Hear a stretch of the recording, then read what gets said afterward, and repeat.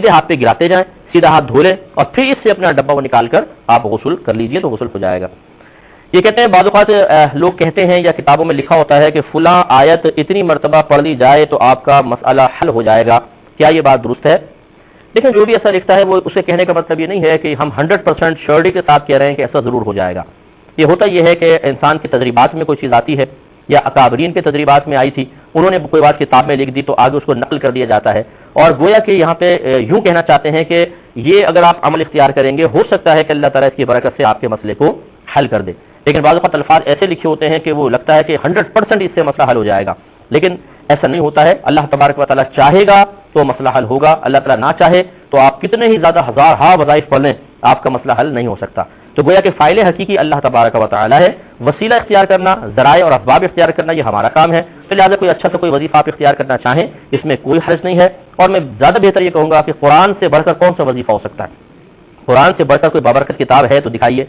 इसी तरह जो वज़ाइफ मेरे आका सल्लल्लाहु अलैहि वसल्लम ने अता फरमाए, बताइए आपसे बढ़कर कोई वजीफा दे सकता है? नहीं। लेकिन मैंने अक्सर आमिलीन को भी देखा है कि वो कुरान या हदीस के वजीफे नहीं देंगे, वो अपने पास से बना कर वजीफे देंगे या किताबें तलाश करेंगे ताकि नए नए उसमें से वज़ाइफ निकालें और उनकी एक इनफरादी हैसियत कायम हो जाए और लोग कहें कि यार ये तो नए नए वजीफे देते हैं जो पहले आज तक सुने नहीं, इसका मतलब है इनके पास अपने खानदानी कुछ है चीजें। इस तरीके से वो अपनी इनफरादियत को कायम करने की कोशिश करते हैं। याद रखिए कि जो बरकत कुरान और हदीस की है वो किसी भी कलाम में नहीं हो सकती, लिहाजा कुरान और हदीस की चीजें इख्तियार करें, इंशाअल्लाह अज़्ज़ व जल बरकत ही बरकत होगी। ये भाई ने फरमाया कि मैं हज करके आया हूं तो मैं अपने हज को कैसे बरकरार रखूं?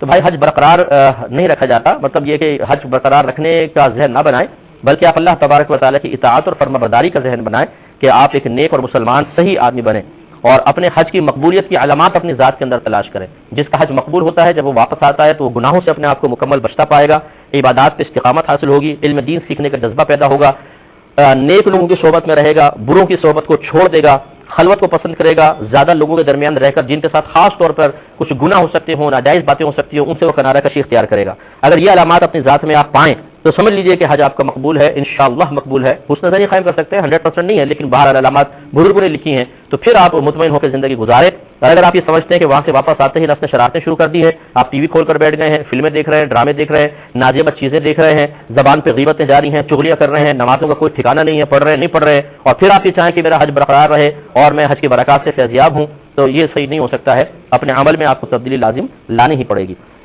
ये कहते हैं कि क्या कोई अगर मैं इस्लामिक बैंक से कोई प्रोडक्ट लेता हूं तो जरूरी है कि इनके साथ कहने का मतलब यह था कि वो मेरे हम मसलक हूं, ये जरूरी है या फिक्र एक जैसा होना चाहिए?